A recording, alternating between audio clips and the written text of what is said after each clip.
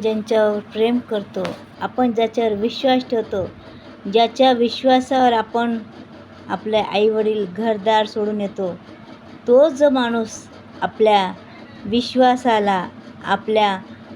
विश्वासाला जर ताडा जात असेल किंवा तो आपल्याला धोका देत असेल, विश्वासघात करत असेल, तो आपल्याला धोकेबाज म्हणत असेल, किती मोठी सजा असते ना. एखाद्या खरा प्रेम करणाऱ्याला याच्यावर मोठी शिक्षा तर कोणीच नाही देऊ शकत.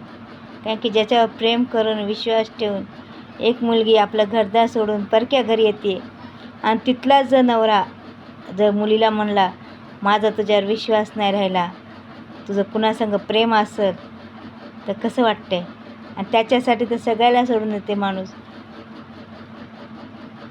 खरंच बाईचं आयुष्य कसं असते ना, तव्यावरच्या भाकरीसारखं.